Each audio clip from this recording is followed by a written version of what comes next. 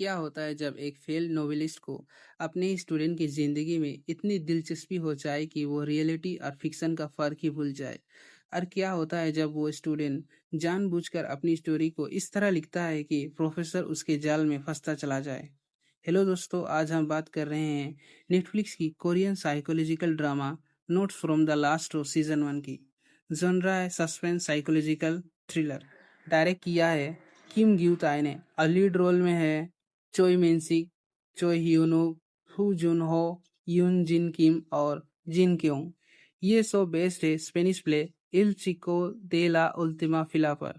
पता नहीं मैं ये ठीक से प्रोनाउंस कर पा रहा हूँ या नहीं, पर यही नाम है। तो चलो इस शो पर बात करते हैं। लेकिन अगर आप इस चैनल पे नहीं हो तो प्लीज़ चैनल को सब्सक्राइब करो। स्टोरी के सेंटर में है ह्यू मून हो, एक लिटरेचर प्रोफेसर और एक टाइम नोवेलिस्ट जो अपने जवानी में एक हर्ष क्रिटिसिज्म के बाद लिखना ही छोड़ देते हैं। अब वो एक अनफुलफिल जिंदगी जी रहे हैं, अपने स्टूडेंट्स की कमजोर राइटिंग से फ्रस्ट्रेटेड और अंदर ही अंदर अपनी खुद की असफलता से लड़ते हुए। सब कुछ तब बदलता है जब उन्हें अपनी क्लास में एक क्वाइट बेक्रो स्टूडेंट ली कांग के असाइनमेंट्स में एक जबरदस्त टैलेंट नजर आता है। मून हो उसे एक स्पेशल राइटिंग लेसन देने लगते हैं। लेकिन जैसे जैसे वो कांग की लिखी स्टोरीज पढ़ते हैं जो उसके अपने क्लासमेट से यून की जिंदगी के इर्द गिर्द घूमती है, मून हो ऑब्सेस होने लगते हैं कि आगे क्या होगा।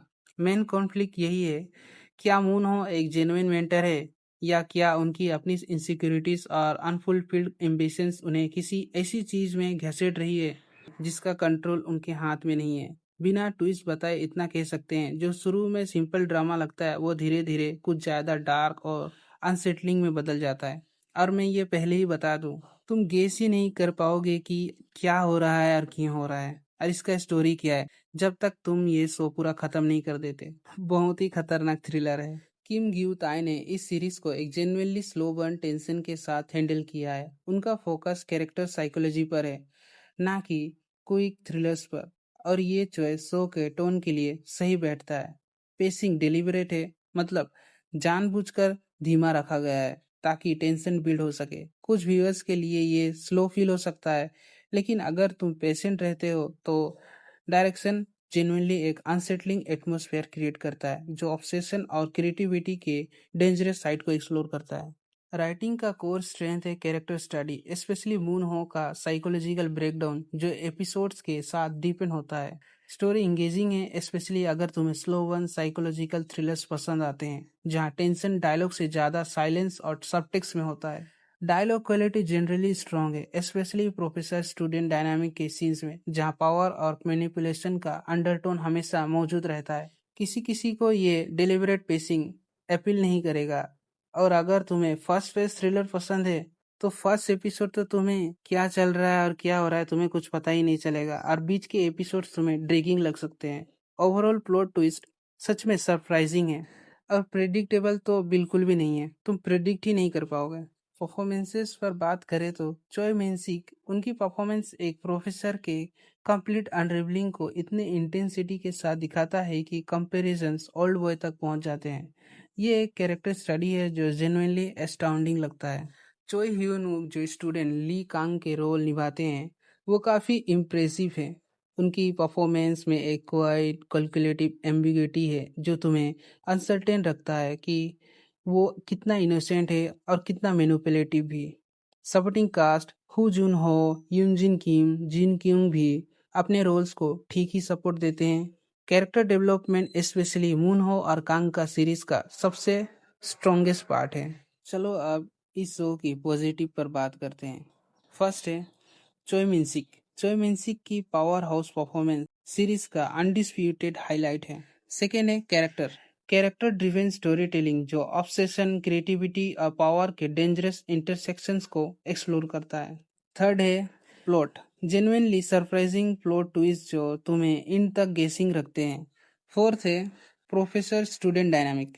प्रोफेसर स्टूडेंट डायनामिक का slow unsettling buildup genuinely original concept feel होता है इन मेनस्ट्रीम के ड्रामा स्पेस में। फिर फिफ्थ है बैकग्राउंड स्कोर। स्कोर मिनिमल और एटमॉस्फेरिक है जो ड्रामा के बजाय अनईज क्रिएट करता है। और नेगेटिव पर बात करें तो बस इसका स्लो पेसिंग। अगर तुम्हें स्लो पेस देखना अच्छा नहीं लगता है तो तुम्हें ये तो बिल्कुल भी अच्छा नहीं लगेगा। पर ये नहीं कि ये अच्छा नहीं है, इसका एक ही निगेटिव है जो कि है स्लो पेसिंग। मुझे तो इतना ही लगा और तो कुछ है नहीं। तो overall Notes from the Last Row season 1 एक slow burn character driven psychological drama है जो अपनी पेशेंस का रिवॉर्ड देता है। चोई मिन्सिक की परफॉर्मेंस अकेले ही इसे देखने लायक बनाता है। और अगर तुम्हें स्टोरीज पसंद है जो ऑब्सेशन और क्रिएटिविटी के डार्क कॉर्नर्स एक्सप्लोर करता है, ये शो तुम्हें जेन्युइनली इंगेजिंग लगेगा। अगर तुम स्लोबन साइकोलॉजिकल थ्रिलर कैरेक्टर स्टडीज ये सब देखते हो, और अगर तुम्हें स्लो पेसिंग या कह लो तुम फास्ट पेस थ्रिलर या एक्शन ड्रामा ये सब देखते हो तो तुम्हें ये शायद बोरिंग लग सकता है। और अगर मैं मेरा बात करूँ तो मुझे तो ये सब बहुत अच्छा लगा भाई, मुझे तो मज़ा आ गया मुझे। और मैं तो कहूँगा, मैं भी यही कहूँगा, अगर तुम्हें स्लो बर्न चीज़ें पसंद नहीं आता तो मत देखो। और तुम ऐसे स्लो बर्न थ्रिलर ये सब देखते हो तो तुम्हें तो ये देखना ही चाहिए, मैं तो कहूँगा देखो। तो क्या आपने Notes from the Last Row देखा? और अगर आपने देखा हो तो आपको ये शो कैसे लगा मुझे कमेंट सेक्शन में ज़रूर बताना। और अगर आपको मेरा ये रिव्यू पसंद आया हो तो वीडियो को लाइक करो, चैनल को सब्सक्राइब करो। मैं मिलता हूँ आपसे नेक्स्ट वीडियो में, तब तक के लिए बाय।